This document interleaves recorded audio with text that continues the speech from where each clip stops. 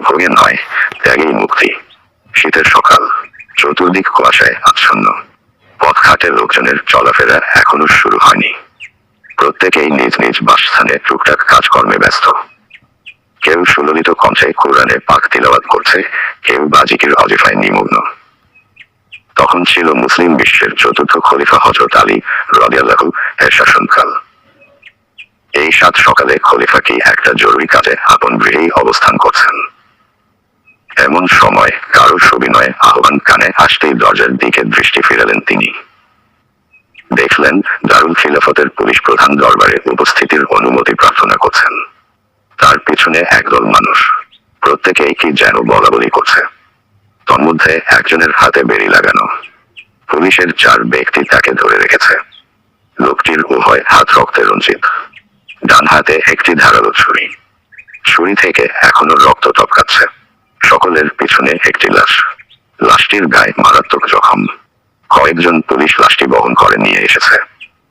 উপস্থিত জনতা জোর গলায় হত্যার পরিবর্তে হত্যার দাবি জানাচ্ছে। গ্রেফতারকৃত লোকটি যুবক বয়সের। ভয়ে তার চেহারা পাংশু বর্ণ ধারণ করেছে। পা দুটো কাঁপছে থরথর করে। সীমাহীন পেরেশান মনে হচ্ছিল তাকে। কি এক অব্যক্ত যন্ত্রণা যেন তাকে করে করে খাচ্ছে। খলিফা পুলিশ প্রধানকে ভিতরে নিয়ে ঘটনার বিবরণ জানতে চাইলেন। বললেন, ঘটনা কি খুলে বলুন। পুলিশ প্রধান বলতে লাগলেন, আমিরুল মুমিনিন, আজ ভোরে আমরা টহল দিচ্ছিলাম। হঠাৎ এক স্থানে একটি লাশ দেখতে পেয়ে আমরা দ্রুত সেখানে যাই। কাছে গিয়ে দেখি এই যুবক ছুরি হাতে দাঁড়িয়ে। ছুরি থেকে তাজা রক্ত টপকে পড়ছে। এদিকে নিহত ব্যক্তির দেহ থেকেও অবিরাম ধারায় রক্ত প্রবাহিত হচ্ছে। আমরা ঘটনাস্থলে তাকে ছাড়া আর কাউকে খুঁজে পাইনি। ফলে আমাদের দৃঢ় বিশ্বাস জন্মাল যে গ্রেফতারকৃত যুবকই এই নৃশংস হত্যাকাণ্ডের মূল নায়ক। তাই বিচারের জন্য তাকে আপনার দরবারে উপস্থিত করেছি। পুলিশ প্রধানের বক্তব্য শেষ হওয়ার পর হযরত আলী রাদিয়াল্লাহু কিছুক্ষণ কি যেন ভাবলেন। তারপর গ্রেফতারকৃত ব্যক্তিকে লক্ষ্য করে বললেন, তুমি কি এই ব্যক্তিকে হত্যা করেছ? হ্যাঁ, আমি এই ব্যক্তিকে হত্যা করেছি। অকুণ্ঠ চিত্তে যুবক উত্তর দিল। এতটুকু বলেই যুবক থেমে গেল। আর একটি কোথাও তার মুখ থেকে বের হলো না। কেন হত্যা করেছে, কিভাবে হত্যা করেছে ইত্যাদি জানার জন্য বারবার আপ্রাণ চেষ্টা করা হলো, কিন্তু কোন ফল হলো না। কি এক অজ্ঞাত কারণে যুবকটির সম্পূর্ণ নীরবতা অবলম্বন করল। আমিরুল মুমিনিন হযরত আলী রাদিয়াল্লাহু হত্যার ব্যাপারে হত্যাকারীর স্বীকারোক্তি পেলেন বাহ্যিক প্রমাণাদিও। সুতরাং কেন বা কিভাবে হত্যা করেছে তা না জেনেও শরীয়তের ফায়সালা শুনিয়ে দেওয়ার জন্য তার সামনে অন্য কোন বাধা ছিল না। তাই তিনি সকলের সামনে ফায়সালা শুনিয়ে দিলেন। বললেন, হত্যার পরিবর্তে হত্যাই হলো এই যুবকের শাস্তি। আসর পর্যন্ত তাকে কয়েদখানায় আটকে রেখে নামাজের পর সকল মানুষের সামনে তাকে কতল করা হবে। যুবককে কয়েদখানায় নেয়ার জন্য পুলিশের লোকজন উদ্যত হলো। ঠিক এমন সময় উপস্থিত লোকদের ভিড় ঠেলে এক ব্যক্তির সামনে এগিয়ে এল। সে পুলিশের লোকদের থেমে যাওয়ার বিনীত অনুরোধ জানালো। তারপর হযরত আলী রাদিয়াল্লাহু কে লক্ষ্য করে বলল, আমিরুল মুমিনিন, এ যুবক নিহত ব্যক্তির হত্যাকারী নয়। সে সম্পূর্ণ নির্দোষ। তার কোন অপরাধ নেই। সকল অপরাধ আমার। আমি এই নৃশংস হত্যাকাণ্ডের জন্য দায়ী। আমি প্রকৃত আসামি। আমি তার হত্যাকারী। লোকটি এক শ্বাসে দ্রুত কথাগুলো বলে শেষ করল। হঠাৎ আগন্তুকের মুখে এরূপ কথা শুনে সকলেই বিস্ময় হতবাক।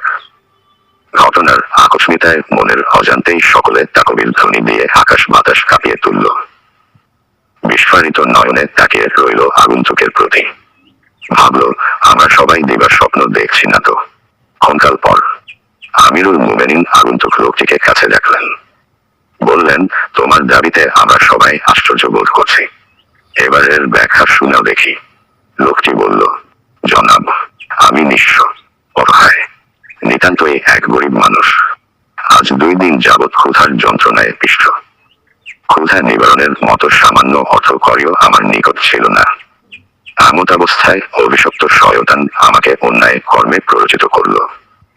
বলল, সাত সকালে এই লোকটি কত উত্তম পোশাকে সজ্জিত হয়ে কোথাও যাচ্ছে।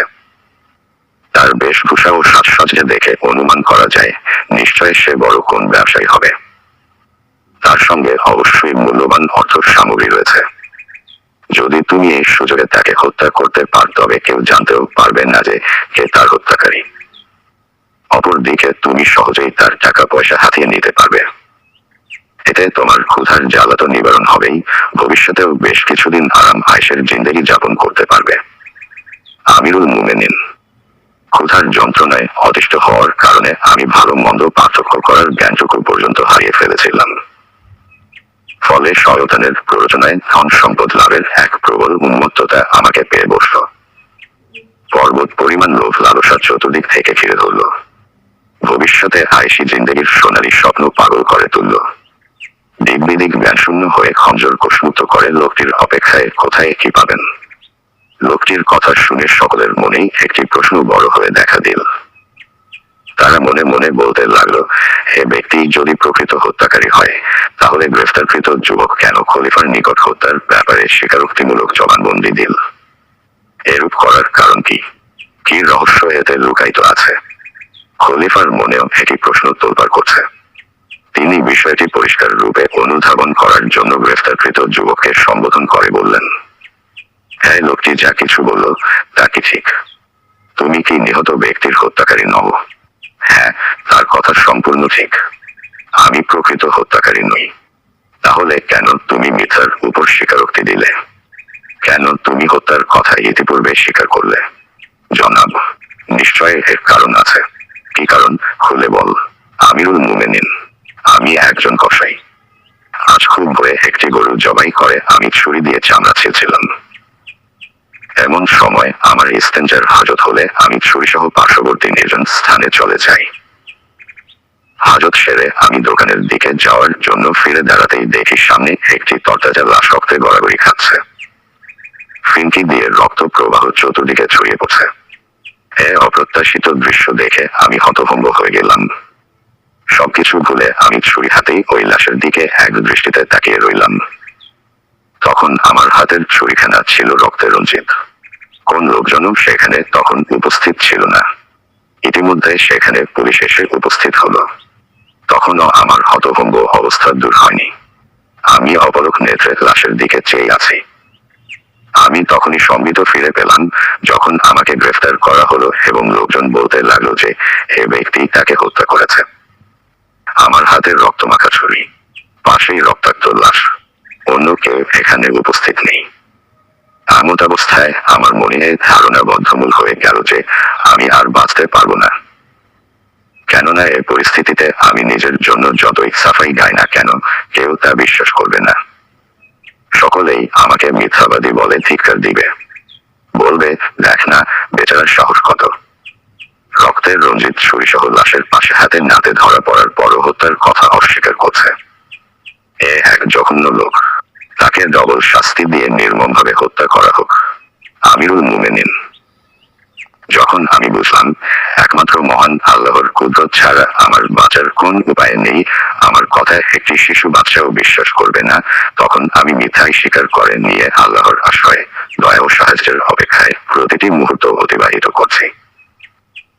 আমার বিশ্বাস ছিল আমি যেহেতু প্রকৃতপক্ষে নির্দোষ, সেহেতু আল্লাহ তাআলা যে কোন উপায়ে আমাকে রক্ষা করবেন।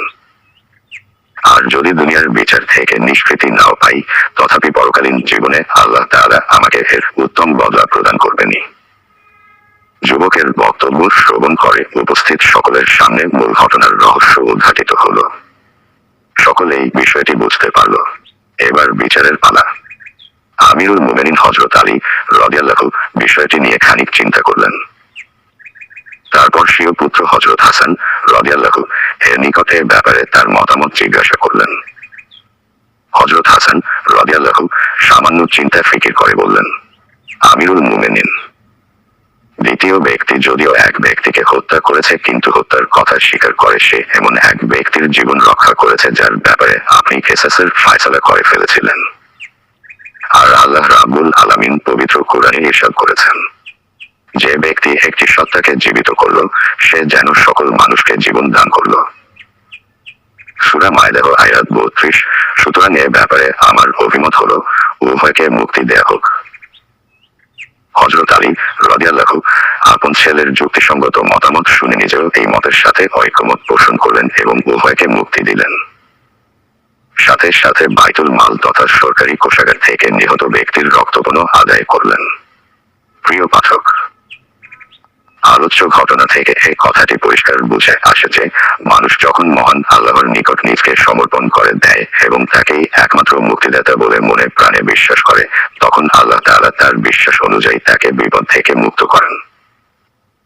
উপরন্তু একথাটিও এখানে প্রণিধানযোগ্য যে কোন ব্যক্তি যখন সর্বোচ্চ ত্যাগ স্বীকার করার জন্য প্রস্তুত হয়ে যায় তখনই তার মুক্তির পথ সুগম হয়। ইতিহাসের সোনালী পাতায় অমর অক্ষয় হয়ে চিরকাল বেঁচে থাকে। প্রকৃতপক্ষে গ্রেফতারকৃত যুবকের প্রশস্ত হৃদয় ও উদারতার প্রতি মুগ্ধ হয়েই আসল হত্যাকারী তার হত্যার কথা স্বীকার করতে উদ্বুদ্ধ হয়েছিল। জীবন বিলিয়ে দেওয়ার মতো তার সীমাহীন তত্ত্বারি প্রকৃত হত্যাকারীকে পূর্বে উল্লেখিত কথাগুলো চিন্তা করতে বাধ্য করেছিল। যদি এ যুবক নির্দ্বিধায় এরূপ ত্যাগ স্বীকার করার জন্য প্রস্তুত না হতো তাহলে ঘটনা হয়তো অন্যদিকে মোড় নিত। তাকে জীবন দিতে হতো ঠিকই, কিন্তু মূল হত্যাকারী ধরাছোঁয়ার বাইরেই থেকে যেত। লোকজন হয়তো কোনোদিন জানতেও পারত না যে এই হত্যাকাণ্ডের মূল নায়ককে। কেন, কিভাবে এই নৃশংস খুনে মদিনার জমিন রক্তাক্ত হয়েছিল। এজন্যই কথায় বলে, ভয় নয়, ত্যাগই মুক্তি। আল্লাহ তাআলা আমাদের সবাইকে কেবল ভোগ নয়, ত্যাগের আদর্শ গ্রহণ করার তৌফিক দান করুন। দিনের জন্য যে কোন কষ্ট অম্লান বদনে সহ্য করার মতো হিম্মত ও মনোবল দান করুন। আমিন। ইনসাফি আদালত।